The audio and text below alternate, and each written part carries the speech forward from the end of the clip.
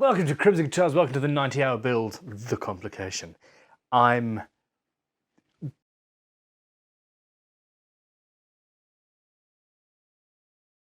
We are getting there. The neck, it is carved. The fretboard is in the middle of the process of me oiling the fretboard. Whether that was advisable or not, I'm not entirely sure. I have also been in the background sanding this, and it's pretty much at 240 across the board, but there is more carving to be done, so I can't take that too far. What hasn't had any movement whatsoever is the body. I'm going to do some routing now. So control cavity and neck pocket, and that's already marked out there.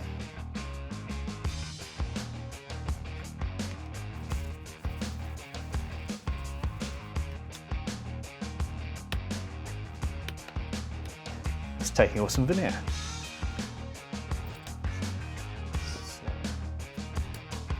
That'll be why then. Alright, so that is in the correct place, for sure. Now, the control cavity would put, yeah, we could have some controls there if we need controls at all. I've been building this for so long that I do need to just double check everything that I've marked on here in ancient times.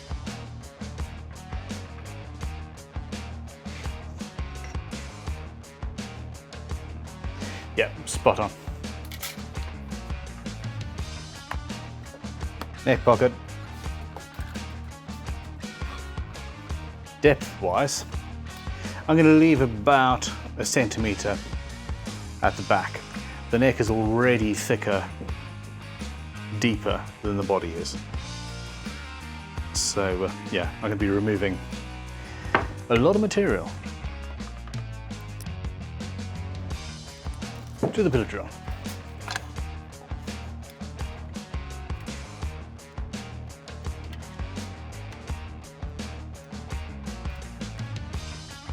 Depth stop is key, as is eye protection.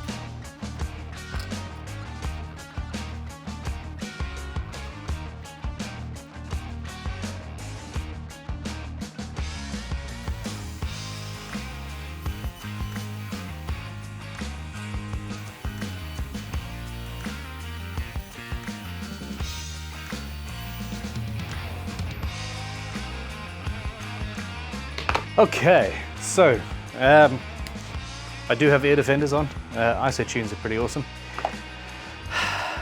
Well,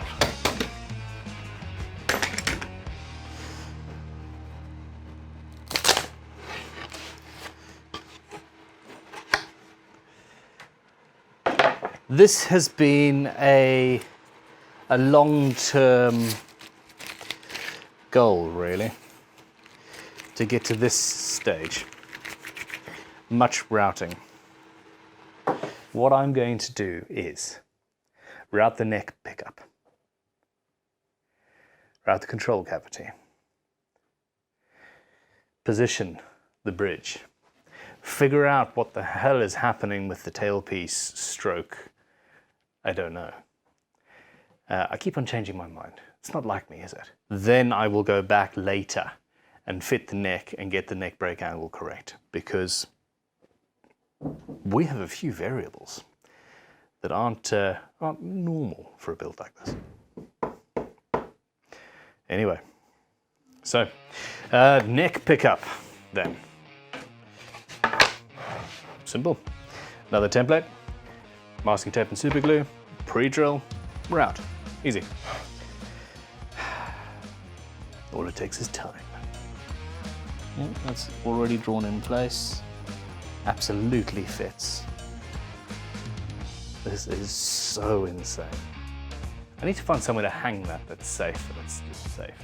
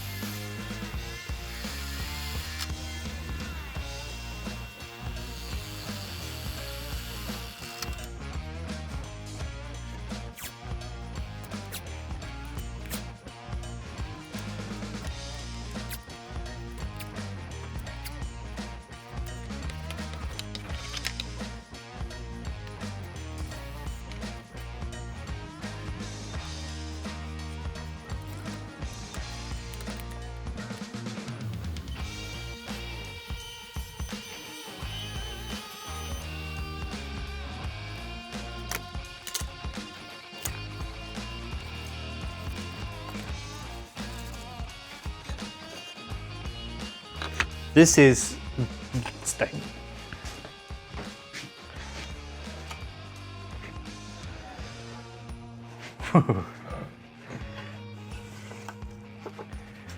Some progress.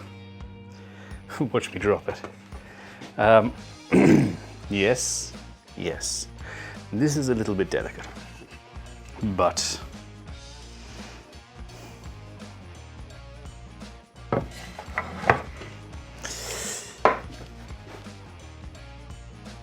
I don't care, it's pretty.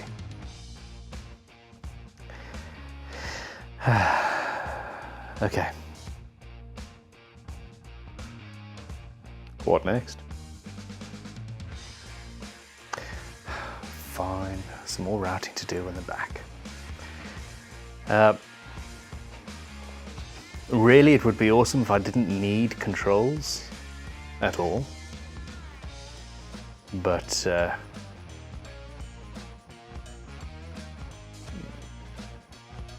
it would be awesome if I didn't need controls.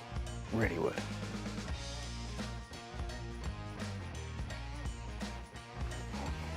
Stop tempting me. I know exactly what I'm doing and I'm really excited about it. Okay, moving forward, I'm going to do the back plate, routed partially part of the way through. I am not going to go straight on to doing the bridges yet. Now, if you look at it from this side, when I was designing it, I was thinking about a tailpiece or potentially having through body stringing, and those holes there line up, so I should be able to have the strings come up through the body or have the tailpiece underneath maybe the lattice somehow.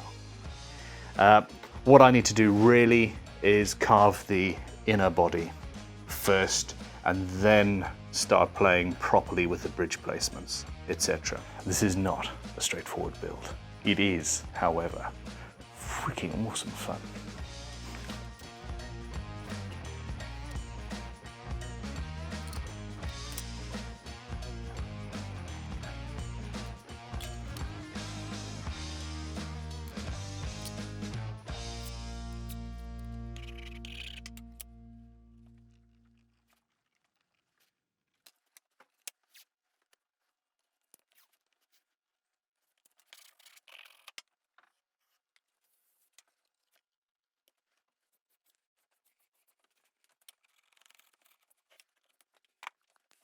See, now that I'm in a rush, You should never rush this sort of thing. You should also, wherever possible, avoid pre-drilling a router cavity with the template already on the guitar. And I always seem to forget this.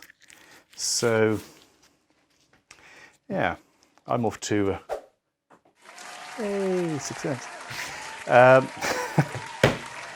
am going to pre-drill this and do some routing.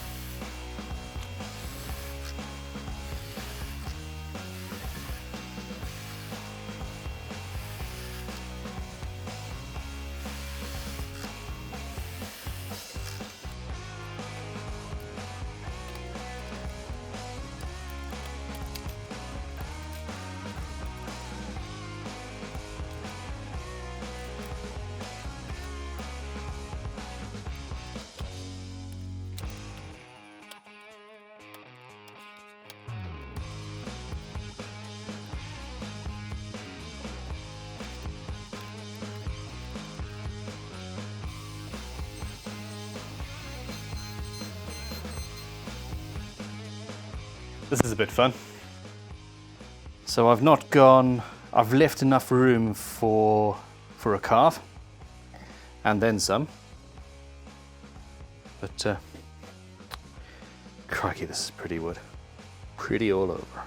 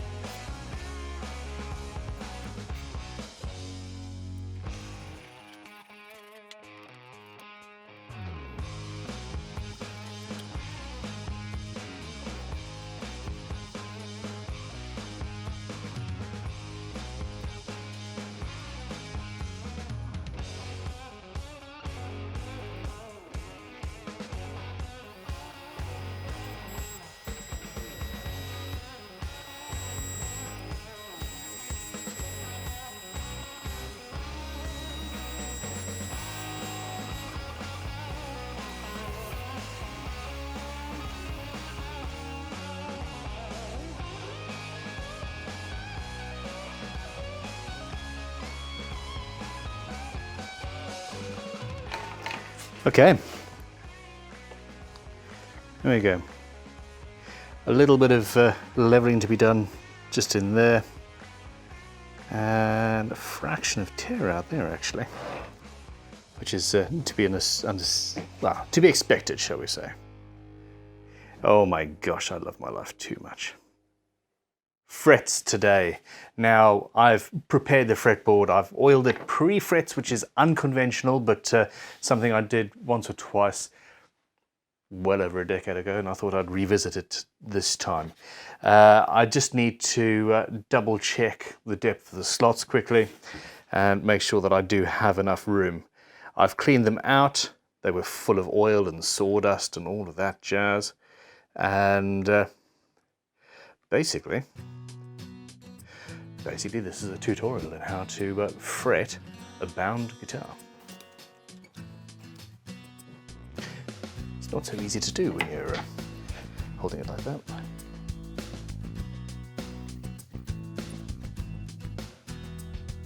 Chunk of fret wire, and I'm going to move the neck out of the way just in case I flail around with this and do any damage. Which is a possibility. Now, I'm not entirely sure what I'm set up for at the moment, so let us lower that down a little bit, knock her off.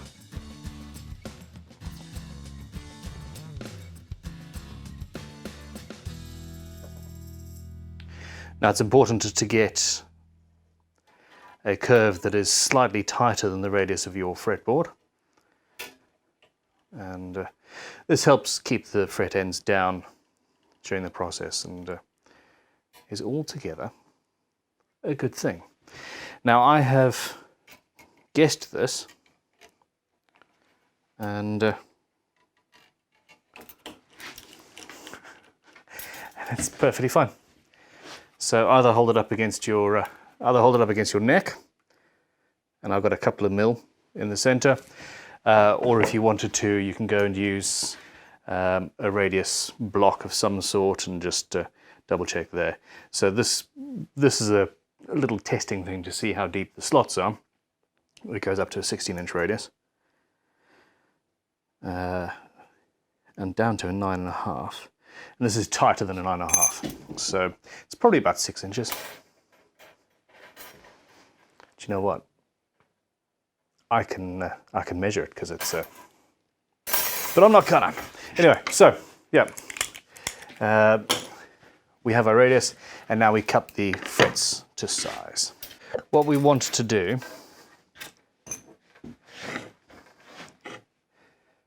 is cut a couple of millimeters over length. So let's get that, say 1/4 of an inch over length combined. And then when you are cutting your fret, you want to make it so that the cutters close parallel to the tang, which is the base of the T. Otherwise you will cut the tang at an angle, and as the frets go in, they will not be even, which is not a good idea. So a little bit longer, get out the way.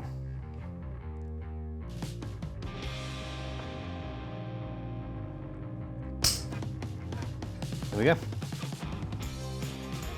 Rinse and repeat.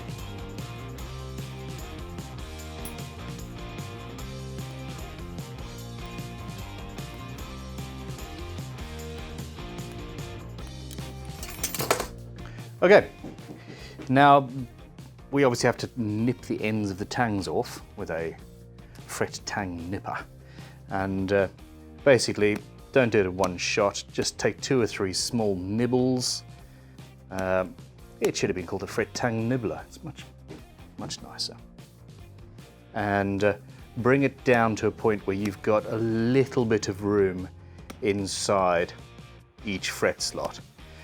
Remember that your fret has a tighter radius on it than the fretboard, so as you hammer this flat, it's going to push the ends out, and the last thing you want to do is knock this binding off. Get off my fretboard.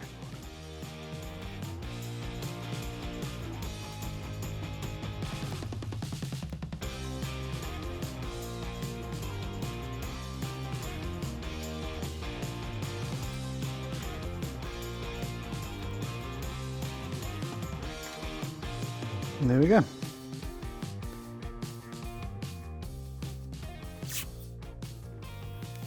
This is a good little trick. You don't lose them.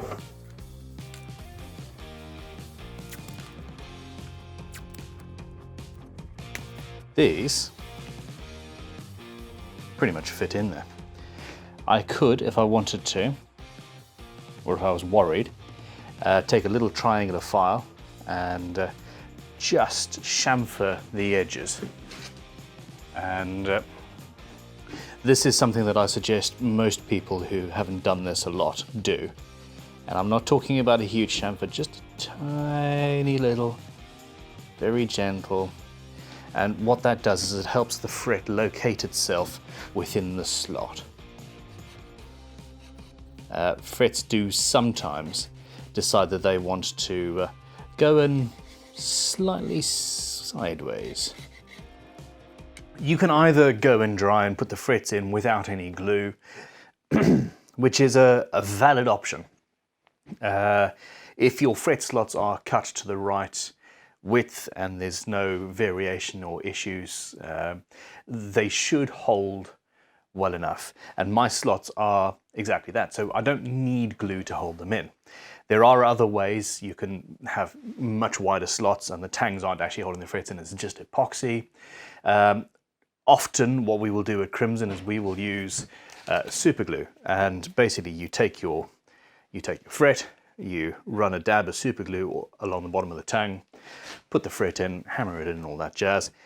And you get glue squeeze out, which you have to clean up while it's wet as much as you can, and then you scrape the fretboard clean. And obviously in this case that isn't an issue because we have what is pretty close to the final finish. I do fully expect to put a few more coats of oil on after the frets are on there and buff it up even more, but so that won't work.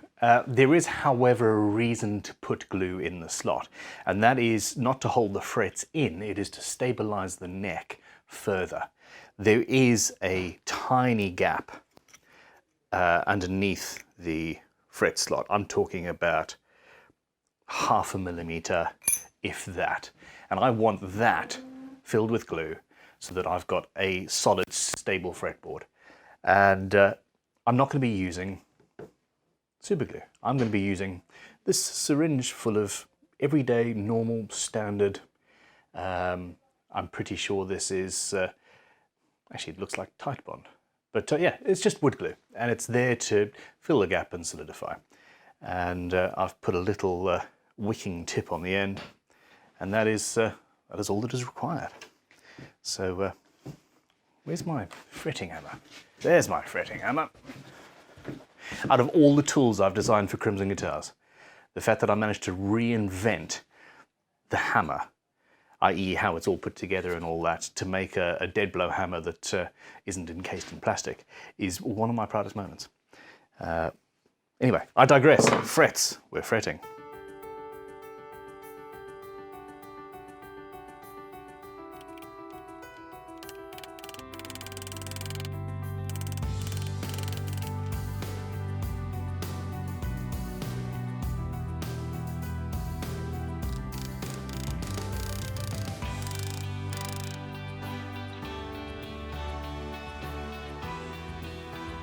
Fret goes in.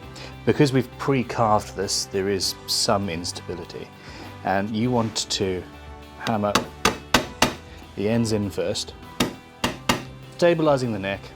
I've got something underneath it to bang into.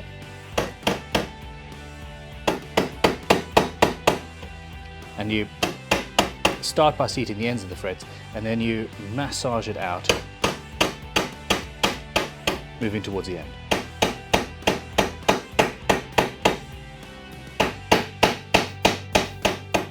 Like so. Now what that is doing, as much as anything else, it pushes the tangs down, the serrated parts of the tangs down, and then sideways, so there's not weak wood above the tang, and it just makes the whole thing stronger, which is what we're after.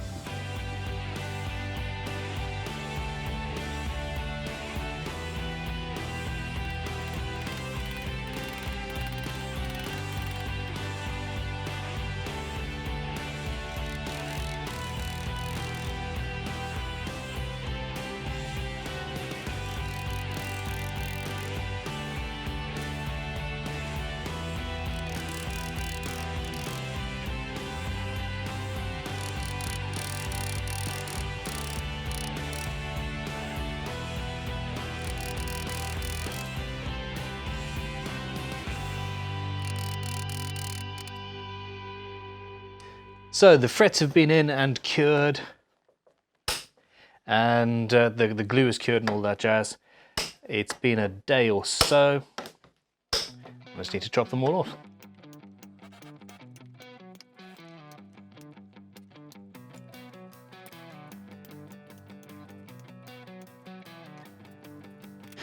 Once they're done, fret end beveling file to bring them down to the fretboard.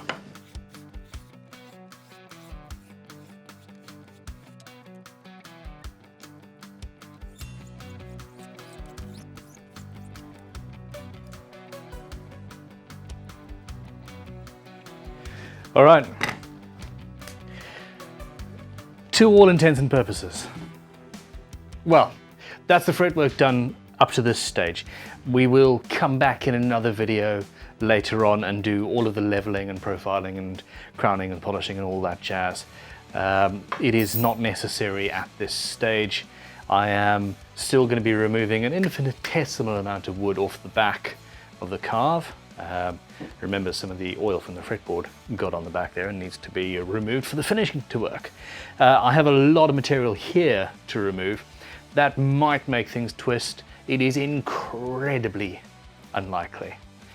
But I am still going to leave the leveling till right towards the end of the build. She's a bit pretty, isn't she? Thank you for watching. Please click like and subscribe. Let me know in the comments below what you think of this build. And this is one of those processes, well, guitar building in general is one of those things that everybody does differently, use different tools. You saw me use the fret end beveling file to set the angle and then finish off the last few minutes with a slightly modified fret leveling file.